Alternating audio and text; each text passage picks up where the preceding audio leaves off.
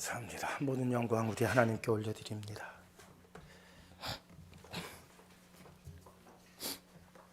오늘 함께 은혜 나눌 말씀은 창세기 말씀입니다. 창세기 22장 말씀 7절로 13절까지 말씀입니다.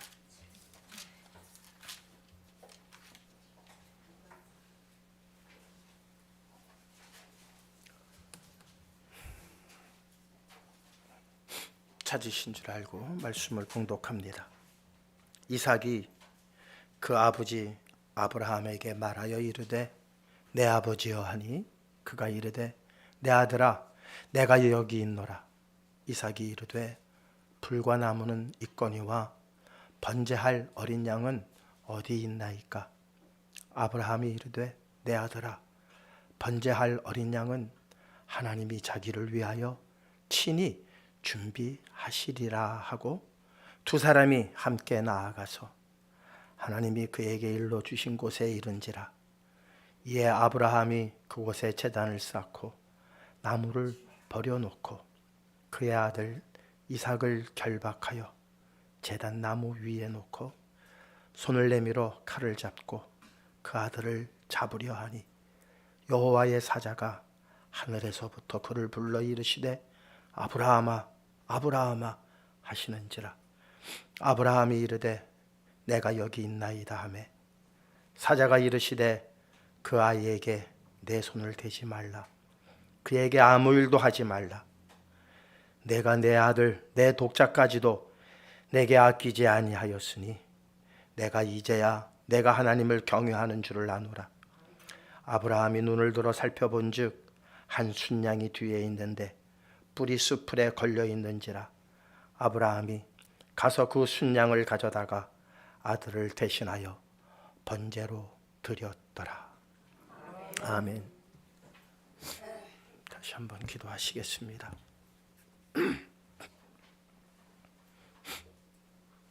하나님의 그 크신 사랑 어찌 다 헤아릴 수가 있겠습니까? 어찌 다 가늠할 수가 있겠습니까? 어찌 다 우리가 가지고 있는 자로 잴 수가 있겠습니까?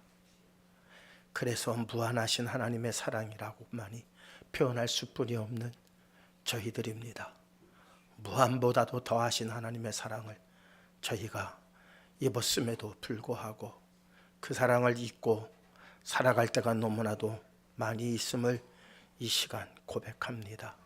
용서하여 주시옵시고 오늘 주의 말씀으로 다시 한번 새롭게 거듭나는 시간 되어질 수 있도록 성령께서만 온전히 주장하여 주시옵소서. 사단마귀 1절 틈타지 못하도록 성령께서 불성각 되시어서 이 전을 두루 진쳐 주시는 가운데에 드려지는 예배가 오직 산제사만 되게 하여 주시옵소서. 장로님 간절히 구한 기도의 내용 들으셨음을 감사드립니다. 온전히 이루어 주시옵소서. 주디스 찬양단 마음을 다해서 하나님 앞에 영광의 찬양 올려드렸습니다. 하나님 보좌에 상달되고 메아리치매 이제 이 온 누리에도 메아리치게 하시고 온 심령 가운데에도 은혜의 찬양으로 메아리치게 하여 주시옵소서. 시종을 통하여 홀로 영광 받아 주시옵시기만을 원하올 때에 사랑 많으신 예수 그리스도의 이름으로 기도하옵나이다. 아멘.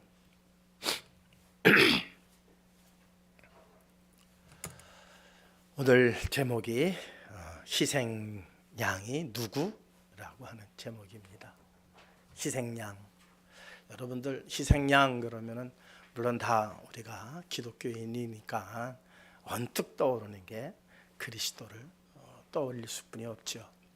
그러나 세상 사람들에게 희생양 하면 무엇이 떠오를까 그렇게 물어본다면은 물론 각양의 의견들을 내놓을 겁니다.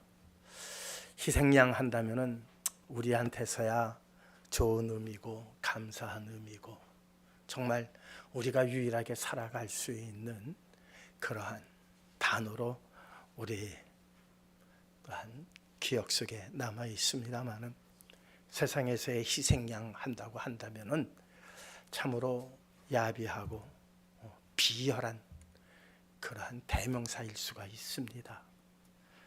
어느 집단의 죄를 숨기기 위해서, 법망을 피해 나가기 위해서 꼬리 자르듯이 어느 한 사람을 희생양 삼는 일들이 세상에서는 너무나도 자주 일어나기 때문입니다.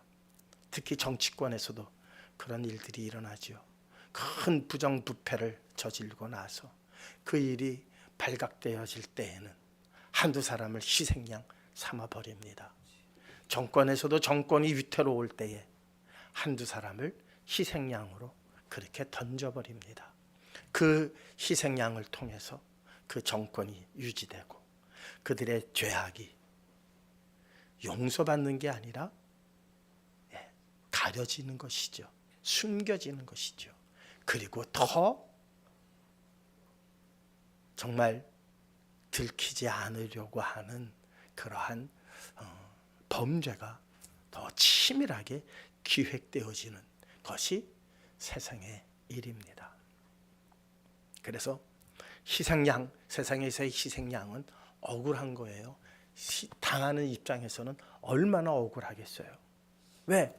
저들의 모든 죄를 나 혼자 덮어쓰고 내가 감옥에 가서 몇십 년을 살아야 한다면 그 사람은 얼마나 속이 부글부글 하겠어요. 그러나 한두 사람, 한 사람을 희생양 삼고 거기 법망에서 이렇게 살짝 빠져나간 사람들은 희희낙낙하겠죠. 그것이 세상의 일입니다. 그러나 성경 안에서의 희생양은 그 의미와는 전혀 다른 희생의 어떠한 그리스도의 모습을 우리에게 반영하고 있습니다. Most the Bridge라고 하는 영화, 우리 성도님들 보신 분들이 있나요? 체코 영화예요. 오늘 오후 찬양 예배는 거의 30분짜리입니다. 30분짜리인데 Most the Bridge라고 하는 영화를 관람하고자 합니다. 고난주간과 희생양으로 오신 예수 그리스도를 잘 반영한 그러한 영화입니다. 영화의 줄거리는 이래요. 기차 안에 많은 사람들이 타고 갑니다. 근데 옛날에는 이렇게 기차가 강을 건널 때 우리나라 영도다리처럼 이렇게 밑에 배가 지나갈 때에는 다리가 들려야 하는 그런 다리들이 많이 있었죠. 이 철로도 그런 다리였습니다. 그래서 그 조작을 하는 한 사람이 자기 아들을 데리고 그날은 같이 자기가 근무하는 곳에 가려고 합니다. 그러니까 어린아이는 이거 한번 이 조작해보는 게 너무 해보고 싶어서 그러니까 아버지가 오늘은 나하고 이거 한번 같이 조작을 하자 해서 아이를 데리고 갑니다. 아이는 낚시 도구를 가지고 이제 이것을 조작할 시간이 아직 멀리 좀 기니까 밑에 내려가서 낚시를 하고 있었습니다. 아버지 시야에 이렇게 있습니다. 그런데 전화벨이 울립니다. 지금 배가 지나가야 되니까 다리 좀 들어주세요. 그래서 아직 열차가 올 시간도 좀 있고 하니까 다리를 들었습니다. 그래서 배가 지나가요. 배가 지나가고 근데 그 소리가 아주 상당히 그 기계 안의 소리가 시끄럽습니다. 그렇게 되면 이쪽에 빨간불이 켜져요. 철로에 다리가 들렸으니 정지하라는 빨간불이 켜집니다.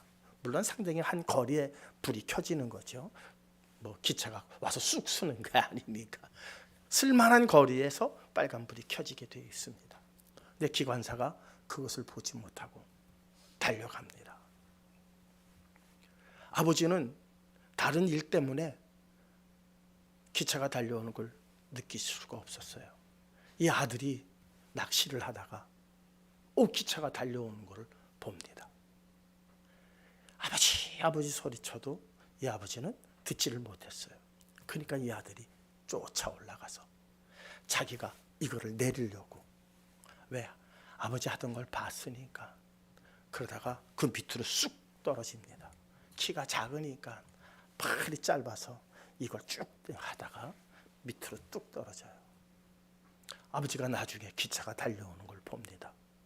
근데 자기 아들은 안 보여요. 어쨌든 기차가 오니까 다리를 내려야 되잖아요. 그렇지 않으면 그 안에 탄 사람들이 다 강으로 다 떨어지게 되니까요. 그래서 달려 올라가서 레바를 잡으려고 보니까는 아들이 그 밑에 빠져 있는 거예요. 그 밑에는 기아들이 이렇게 돌아가잖아요. 이거를 잡아 당기면은 어떻게 돼요? 아들이 죽어요. 이것을 당기지 않으면 어떻게 되죠? 기차에 수많은 사람들이 다 죽게 되어져요.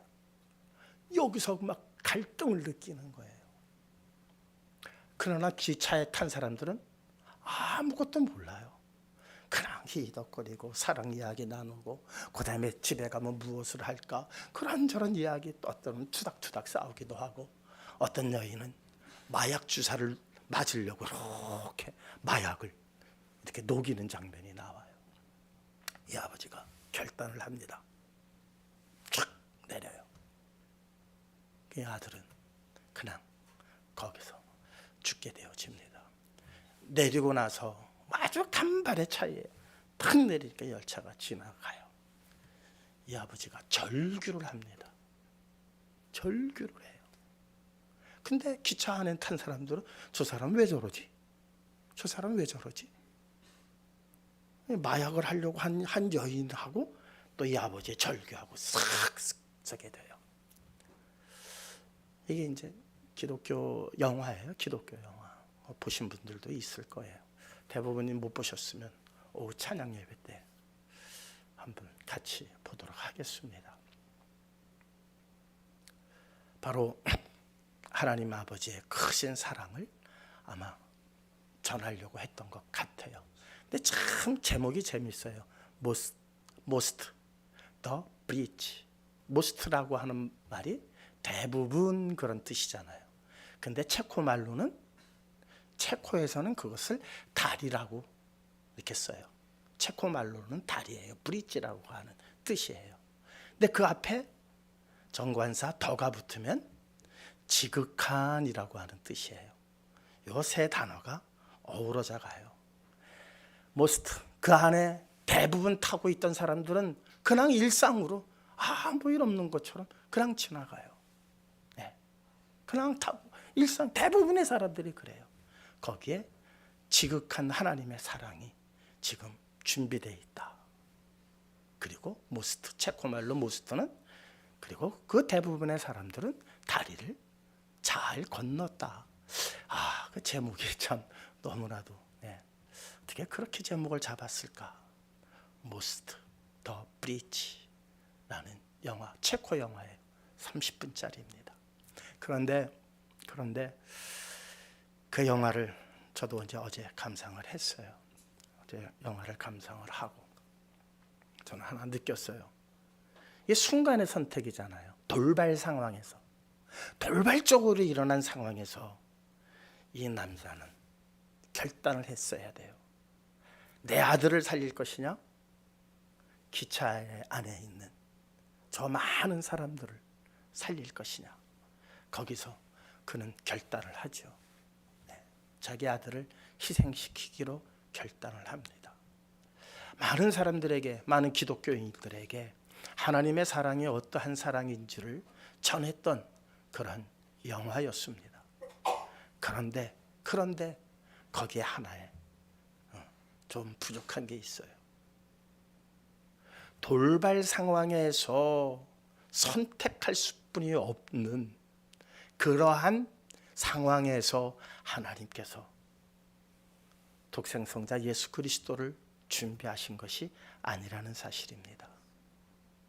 하나님의 희생은 무엇이었다?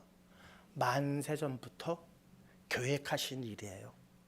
돌발 상황에서 결단을 내리신 사건이 아니라 만세전서부터 희생하시기로 결단을 하신 거예요. 그러니 감히 그 희생도 얼마나 고귀하고 많은 사람들에게 큰 감동을 주지 않았습니까? 순간에, 돌발 상황에서 순간에 내린 그 결단도 많은 사람들에게 감동을 줬는데 왜 수많은 사람들은 오래전서부터, 만세전서부터 그 희생을 계획하신 하나님의 사랑을 이토록 모를까? 예. 정말 마음이 그것 때문에 더 저리고 또 하나님 앞에 죄송하고 부끄럽기까지 간 예배의 어떠한 준비의 과정이었습니다. 오늘 본문을 한번 보도록 하시겠습니다. 8절 말씀입니다. 아니 사실 6절을 제가 오늘 읽어드릴게요.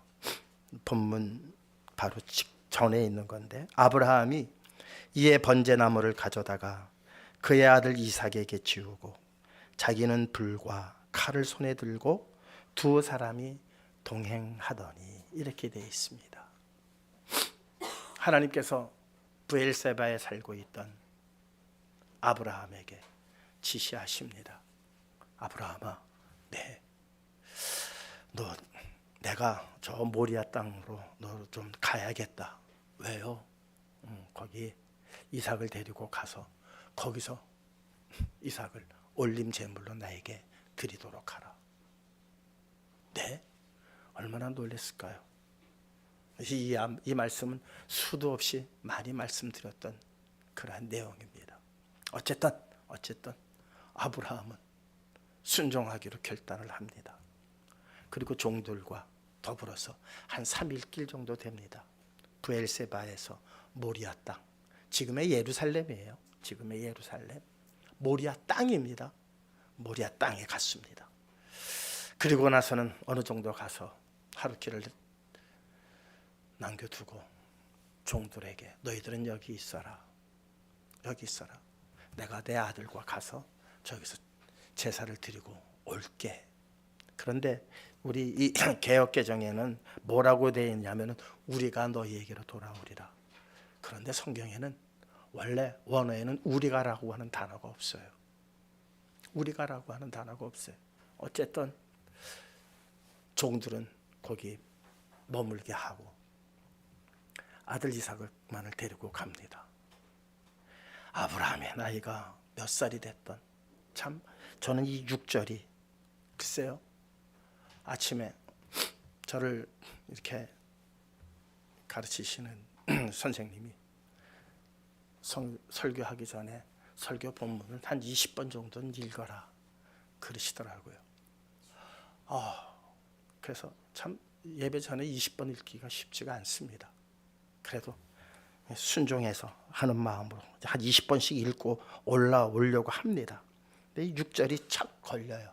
6절이 오늘 본문으로 잡지는 않았지만은 아브라함이 물론 100세가 좀 넘었습니다.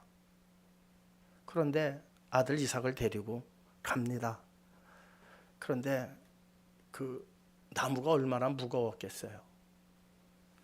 사람을 다, 양을 한 마리를 다 태우려면은 그게 상당히 나무가 많아야 돼요. 지금까지 누가 지고 왔느냐? 종들이 지고 왔어요. 그런데 아브라함만 아는 게 있잖아요. 지금 누구를 바쳐야 돼요? 아들을 바쳐야 돼요. 아들을 바쳐야 되는데 거기다가 나무 짐까지 지게 해? 왜 이렇게 못됐을까? 물론 명령에 의해서 아들을 데리고는 가고 있는 그 아비의 마음은 참 다리에 힘도 빠졌겠죠. 그래도 일단 결단을 했으면 그 나무를 자기가 져야 되지 않을까, 이런 인간적 생각이 들지 않을 수가 없더라고요. 인간적 생각 우리 많이 해야 돼요. 그냥 하나님의 말씀이니까 네 맞습니다 이게 아니라 우리 인간적으로 한번 생각을 해보시면서 은혜를 나누어야 이게 진짜 은혜가 되고 어떠한 상황에서도 견뎌낼 수 있는, 이길 수 있는 그러한 은혜의 힘이 되는 것이지, 네 맞습니다 건성으로 네 하나님이 하시는 말씀입니다 이래버리면은 내가 그 상황에 빠졌을 때는 우리는 헤어나올 수가 없습니다. 인간적으로 생각할 때 이건 아니잖아요. 인간적으로 이럴 수는 없잖아요. 하나님 앞에 우리가 이렇게 부르짖어야 돼요. 어떻게 이럴 수가 있어요? 그때 하나님께서 우리에게 답을 주십니다. 그 답을 얻어야만이 우리 또한 이런 상황에서도 넉넉히 이겨낼 수 있는 믿음의 힘을 소유하게 되어지지 않을까요? 이삭이 그 아버지 아브라함에게 말하여 이르되 내 아버지여 하니 그가 이르되 내 아들아 내가 여기 있노라. 이삭이 이르되 불과 나무는 있거니와 번제할 어린 양은 어디 있나이까. 핵심을 찌르는 거죠. 아버지가 지금 가장 걱정하고 해야 하는 그 핵심을 아들이 쿡 갑자기 찌르고 들어오는 거예요. 아브라함이 이르되 내 아들아. 변명이죠. 변명해야 되잖아요. 핵심을 쿡 찌르고 들어왔으니 빨리 변명을 해야 돼요. 참 이 변명이 기가 막혀요. 이 변명이 뭐라고 합니까? 내 아들아, 번제할 어린 양은 하나님이 자기를 위하여 친히 준비하시리라. 이렇게 되어 있어요. 하나님이 자기를 위하여 친히 준비하시리라. 이게 지금 문제가 되는 거예요. 오해의 소지가 있어요. 하나님이 하나님을 위하여 무엇 하시리라? 희생양을 준비하겠다는 거예요. 그러면 세상에 많은 사람들이 저지르는 그 희생양을 삼는 것과 하나님과 뭐가 다릅니까? 그렇습니까? 안 그렇습니까? 하나님 자신을 위하여 희생양을 준비한다? 저는 도저히 이해할 수가 없어요. 우리가 그런 하나님을 믿어야 한단 말인가? 세상에 이 나쁜 놈들이 하는 짓거리하고 똑같이 물론 한편으로는 아브라함의 변명이니까 하고 말았어요. 아브라함의 변명이었으니까. 그러나 하나님이 자기를 위하여 친히 희생양을 준비하신다는 게 도저히 이해할 수가 없었어요. 요즘 제가 읽고 있는 직역 성경이 있어요. 그러니까는 지금 이렇게 하는 게 아니라 아주 직역한 거예요. 원래 히브리어로 막 직역을 해서 조금 어려워요. 그 직역 성경에는 이렇게 기록이 되어져 있습니다. 하나님이 올림 제물을 위한 양을 보실 것이다. 더 어려워요. 이건 직역을 했기 때문에 올림 제물을 위한 양을 보실 것이다. 이게 그럴 수뿐이 없어요. 거기에 들어가 있는 접두사하고 또한 준비하시리라고 하는 라를 어떻게 해석하느냐예요. 이 라, 준비하시리라는 그 라를 준비하시리라고 우리 개역 성경은 그렇게 따른 거예요. 그런데 원래는 보여주시다, 보게 하다 그런 의미예요. 물론 두 의미가 함께 있어요. 근데 그 의미가 크다라고 이 직역 성경은 본 거예요. 그래서 뭐라고 했느냐? 올림 제물을 위한 양을 보실 것이다 이렇게 했어요. 그러니 이거는 조금 더 이해하기가 힘들어요. 이 말은 직역을 해놨기 때문에. 자, 성경을 보는 관점이 그렇더라고요. 창세기 22장만 우리가 정답을 모르고 앞뒤 전후 모든 걸 모르고 창세기 22장만 보게 되어지면 오늘 우리가 보는 개역 성경의 해석이 맞아요. 개역 성경 해석이 틀리다라고 말씀드리는 게 아니에요. 22장 안에서만 생각했을 때는 오늘 우리가 읽은 내 아들아 범죄할 어린 양은 하나님이 자기를 위하여 친히 준비하시리라 라는 이 해석이 정확하게 맞습니다. 그러나 창세기 전반에 나온 그러한 내용을 봤을 때는 무엇이 맞느냐? 올림 제물을 위한 양을 보실 것이다. 아마 레위기까지 함께 본 것 같아요. 레위기까지 함께 전후 맥락을 함께 본 것 같아요. 그래서 직역 성경은 그렇게 했습니다. 그런데 킹 제임스라고 하는 성경이 있습니다. 그 킹 제임스는 아마 창세기서부터 요한계시록을 그 문맥을 다 보고 이 뜻은 이렇게 해석해야 맞을 것이다 아마 이렇게 해석을 한 것 같아요. 그러니까 세 가지가 다 맞는 거예요. 근데 좀 더 넓은 차원에서 창세기서부터 요한계시록에 이르는 하나님의 사랑의 정신과 하나님께서 우리를 향하신 당신의 구원의 계획의 모든 구속사를 함께 아우러서 봤을 때에는 어떻게 해석이 되어졌느냐? 하나님께서 자신을 번제에 쓸 어린 양으로 마련하실 것이라. 하나님께서 자신을 누구가 아니라 어떤 희생양을 만들어내는 게 아니라 그 희생양을 내가 할 거다, 내가 될 거다, 내가 희생양이 될 거다. 하나님이 자신을 번제에 쓸 어린 양으로 마련하실 것이라. 킹 제임스 버전은 그렇게 번역을 하고 있습니다. 자, 한번 생각을 해보시자고요. 우리 개역개정 틀린 게 아니라고 그랬습니다. 창세기 22장만 놓고 봤을 때는 그 말이 맞다고 그랬어요. 창세기 22장에 나온 하나님께서 자신을 위하여 희생양을 준비하실 것이다 그러면은 22장 안에서 아브라함의 변명입니다. 아브라함의 변명이에요. 그러니까는 급한 김에 충분히 할 수 있는 말이에요. 그러나 아브라함의 변명 또한 하나님께서 딱 관장하시는 거예요. 스스로 자기 생각만 말하게 하시는 게 아니에요. 거기에는 하나님의 구속사가 함께 들어가 있게 하셨어요. 그것은 해석의 영역이니까 그렇게 해석을 했습니다. 그런데 우리의 전체 구속사라든가 하나님께서 우리를 향하신 사랑을 우리는 전후 맥락을 다 알았잖아요. 이제 창세는 어떻게 시작되어졌고 마지막에는 어떻게 모든 것을 이루실 것이라고 하는 전체를 우리는 성경이라고 하는 이것을 각 가정마다 가지고 있고, 또한 매주 이렇게 목사님들을 통해서 설교를 듣기 때문에 우리는 이제 다 알게 되었어요. 그런데 22장의 내용으로만 봤을 때에는 하나님 자신을 위하여, 그럼 요 위하여가 조금 바뀌었다면 누구를 위한 게 될까요? 아브라함을 위하여 아니면 이삭을 위하여 이렇게 번역될 수도 있어요. 그죠? 하나님께서 희생양을 지금 준비하셨는데 그건 누구를 위한 희생양이에요? 하나님의 자신을 위한 게 아니라 아브라함을 위한 희생양을 따로 준비하신 게 되잖아요. 수풀에 뿔이 걸려있는 순양을 이미 준비하셨기 때문에. 그러면 그 순양은 누구를 위한 거예요? 아브라함을 위한 것이고 이삭을 위한 것이 되어지죠. 그렇다면 우리를 위한 또한 희생양이 또 필요하게 되는 거죠. 그런 맥락에서 봤을 때에는 22장대로 말씀이 맞는 거예요. 그러나 이것을 준비가 아니라 보여줄 것이다라고 하는 이 해석에 의한다면 지격성경에 올림 제물을 위한 양을 보실 것이다. 올림 제물을 위한 양을 너희가 보게 될 것이다.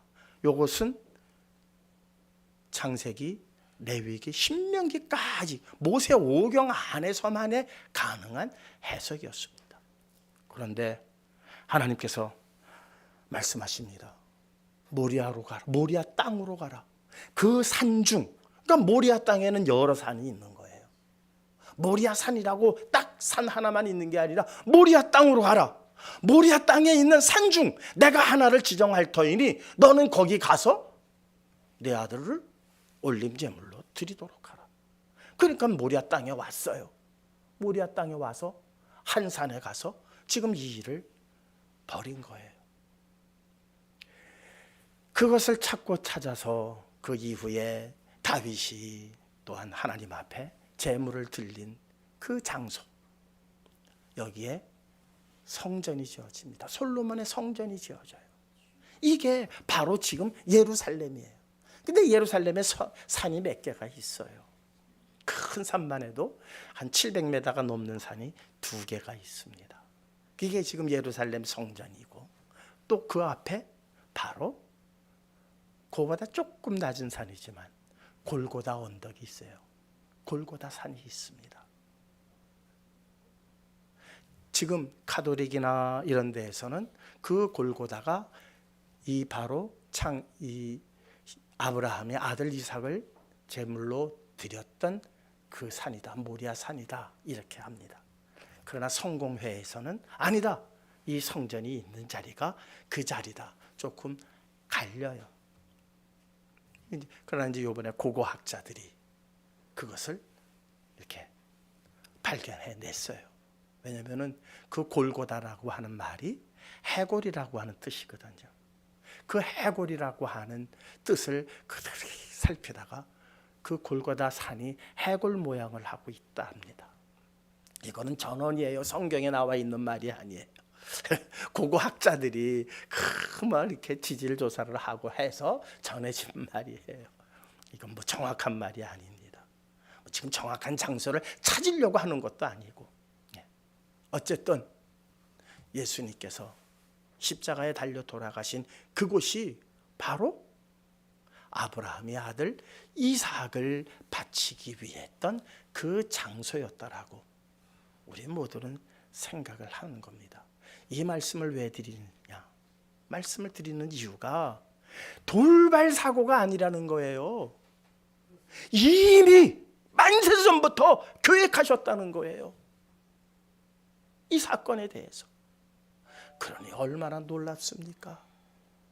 사실 돌발 상황 속에서 결단 내리는 것도 자기 아들을 희생하는 그것이 정말 숭고하지만 온 인류를 위해서, 당신이 지으신 온 인류를 위해서 이미 만세전서부터 아들을, 아니 당신 자신을, 하나님 자신을 제물로 너희들을 위해서 내가 죽겠다. 이 얼마나 놀라우신 하나님의 사랑입니까? 우리는 그 사랑 안에서 지금 기차라고 하는 시간 속에 우리는 모두가 있습니다. 그리고 큰 강을 만났어요. 그래도 우리가 놓은 그 강 위의 철로를 지금 지나가고 있습니다. 지나가는 이 순간 우리는 죽을 수뿐이 없었던 그 위험에 처해 있었음을 알아야 한다는 겁니다. 우리의 죄로 인해서 우리는 저 강을 건널 수가 없었던 존재들임에도 불구하고 누구 하나의 희생으로 말미암아 우리가 지금 그것도 모르는 채 그 기차 안에서 희희낙낙 얘기 나누고 사랑 얘기 나누고 어떤 사람은 마약을 하면서 그렇게 그 다리를, 거기는 착한 사람도 있었을 것이고 거기는 못된 사람도 있을 것이고 별의별 종류의 사람들이 그 기차 안에 다 있지 않을까요? 거기 다 착한 사람만 탔을까요? 아니에요. 그 작가는 마약하는 여인을 그렇게 크로즈업을 했어요. 거기에는 온갖 군상의 인간들이 다 타고 있다는 거예요. 그 이 온갖 군상의 인간들이 그 강을 안전하게 건널 수 있었던 것은 그 아버지의 아들이 희생되었기 때문이라는 이 놀라움을 그렇게 작가는 표현하려고 했던 것 같습니다. 그런데 하나님의 사랑은 그것과도 비교가 안 되는 정말 만세전서부터 계획된 사랑이었음을 우리는 성경을 통해서 확실하게 깨달을 수가 있습니다. 그렇다면 오늘 이 뒤에 나오는 수풀에 걸린 그 순양은 과연 누구일까요? 이게 중요한 거예요. 그 순양은 과연 누구일까요? 우리 성경 한번 보도록 하시겠습니다. 요한복음 1장 29절입니다. 주보에 기록되어 있는 것 함께 읽겠습니다. 이튿날 요한이 예수께서 자기에게 나오심을 보고 이르되 보라, 세상 죄를 지고 가는 하나님의 어린 양이로다. 네, 지금 순양이 저 수풀에 뿔이 걸려서 꼼짝달싹 못한 것을 발견하고 대신해서 순양을 올림 제물로 드립니다. 그 올림 제물이 된 순양 때문에 우리가 지금 이렇게 편하게 살고 있는 거예요. 우리가 지은 죄가 얼마나 지독한지 몰라요. 인간이 지은 죄 너도 나도 짓고 있으니까 이건 죄도 아니야 이렇게 생각, 죄라고 하는 게 그런 것 같아요. 너도 지고 나도 지면은 그건 죄가 안 돼요. 안 된다고 느껴져요. 그런데 죄예요. 일단 하나님을 떠난 것부터 죄라고 성경은 우리에게 분명히 말합니다. 하나님을 의지하지 않는 그 자체가 죄라고 그래요. 그런데 75억 중에 하나님을 전적으로 믿는 사람이 몇이나 돼요. 그럼 하나님을 안 믿는 나머지 사람들은 다 죄인이냐? 에이, 누가 그 말에 공감을 하겠어요? 그러니까는 그 정도는 죄가 아니라고 우리가 다 그렇게 가는 거예요. 우리 믿는 사람들도 마찬가지예요. 어떻게 믿느냐가 문제인데, 에이, 그냥 믿기만 하면 됐지. 죄의 보편성이 우리 모두가 이건 죄가 아니야 라고 느끼게 만들어 놔버렸어요. 그 죄의 무게는요, 무엇으로만 갚아야 되느냐? 죽음으로만 갚아야 돼요. 죽지 않으면 그 죄를 갚을 수가 없어요. 그렇게 우리는 죽을 수뿐이 없는 존재예요. 율법의 처형대로 한다면은 27번, 그것도 아주 깨끗하게 잘 하나님을 섬기고 살았던 어느 성인이 한 말이에요. 내가 말씀에 비교해서 내 죄를 한번 계산을 해봤더니 나는 십자가에 27번 달려 죽었어야 마땅하다고 그렇게 말했어요. 이 사람이 살인강도가 아니에요. 목회자였어요. 그 목회자가 자기 죄를 율법에 계산을 해본 거예요. 27번이에요. 존경받는 사람이었어요. 그러면 우리는 몇 번이나 될까? 이루 말할 수 없는. 그런데 그 죄를 전혀 우리는 인식하지 못하고 살아요. 그래서 그 죄를 누구로 하여금 담당시키셨느냐? 요한복음은 이렇게 말하고 있습니다. 다시 읽겠습니다. 이튿날 요한이 예수께서 자기에게 나오심을 보고 이르되 보라, 세상 죄를 지고 가는 하나님의 어린 양이로다. 예수님께서 세례 요한에게 오시는 것을 보고 그는 알았어요. 뭐 언제부터 알았습니까? 뱃속에 6개월 됐을 때부터 알았어요.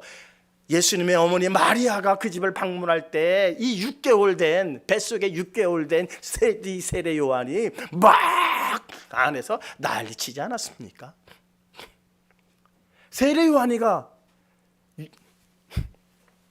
뱃속에 6개월 만에 예수님을 알아봤는데 이제 성인이 돼서 오시는, 자기 앞으로 나오시는 예수님을 왜 못 알아봐요?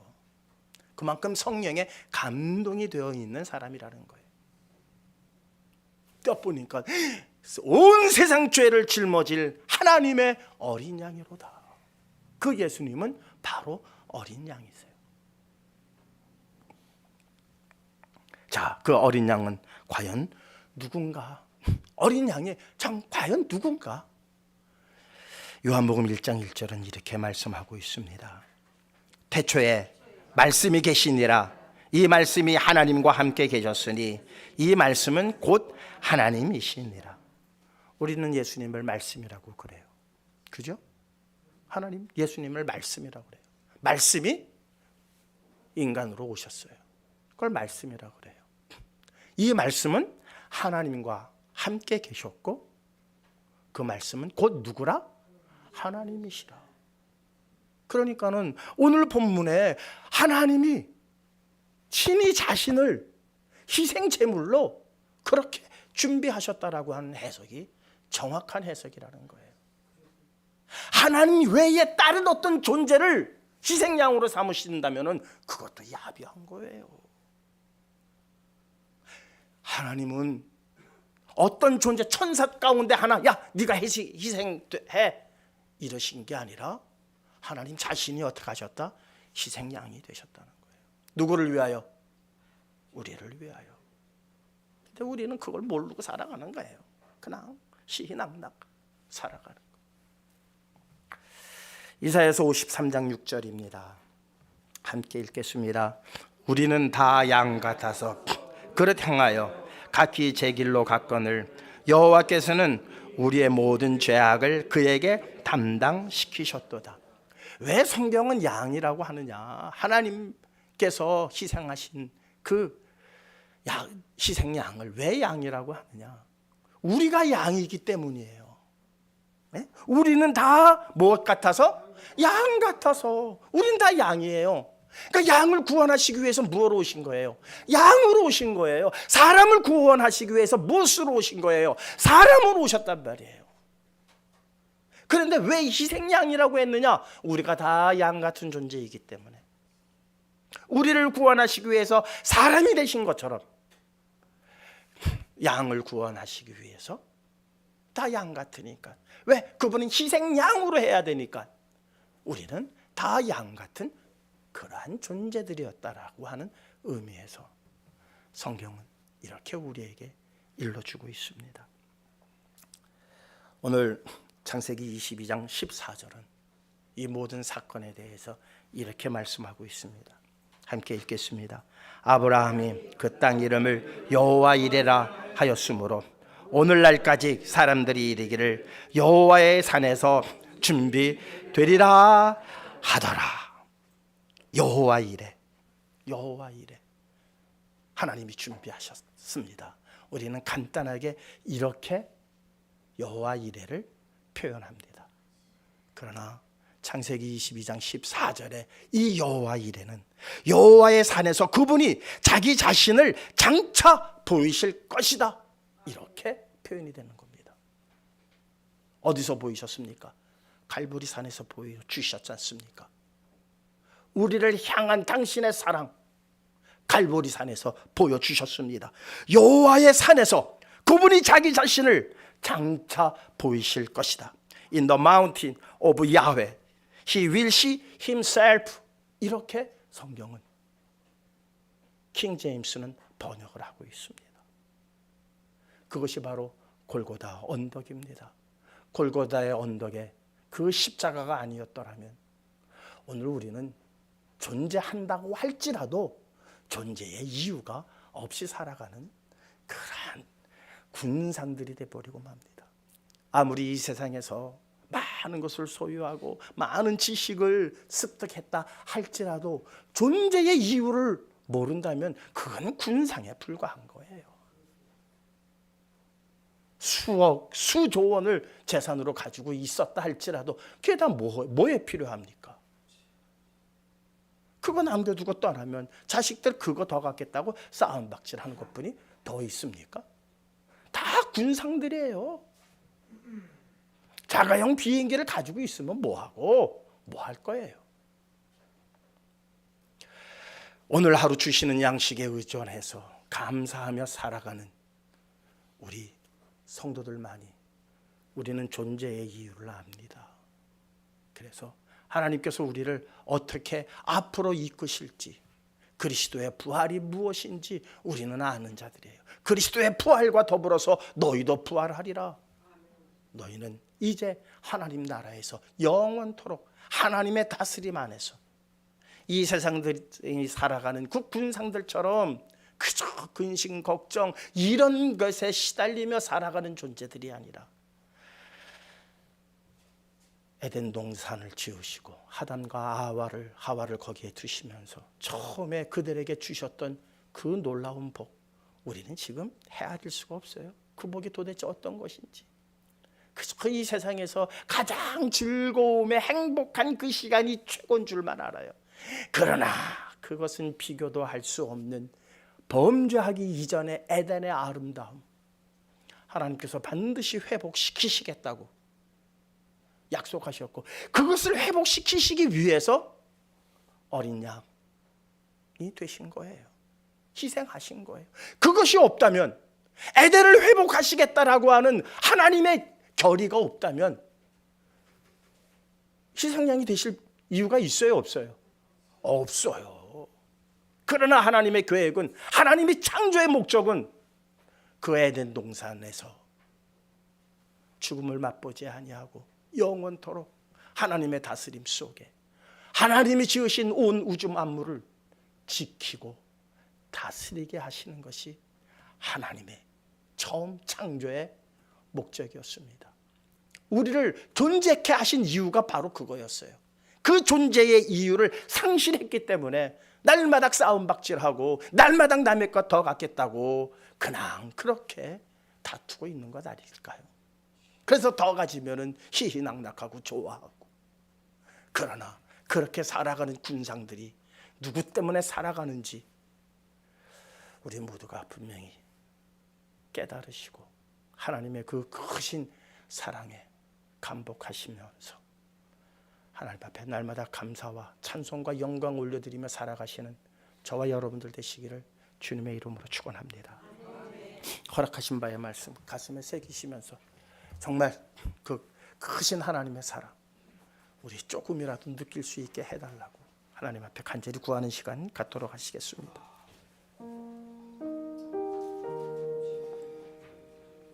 하나님 아버지 감사합니다. 정말 감사합니다. 그 크신 사랑 하나님 알게 하셨사오니 감사합니다. 그 크신 사랑으로 지금까지 우리가 지내오고 있습니다. 그 크신 사랑 덕분에 지금 오늘 우리가 호흡하고 있사오며 이제 살아가는 것을 넘어서 그 영원한 나라를 우리가 희망 삼고 소망 삼고 나아갑니다. 하나님 기억하여 주시옵소서. 세상의 헛된 것들 때문에 이 귀한 것을 바꾸는 자 되지 말게 하여 주시옵소서. 세상의 헛된 것 때문에 이 귀한 것을 놓치는 자 되지 않게 하여 주시옵소서. 정녕 하나님의 놀라우신 은혜에 저희들 온전히 보복하게 하시고 온전히 그 사랑에 매달리며 살아가는 그러한 성도들 모두가 되게 하여 주시옵소서.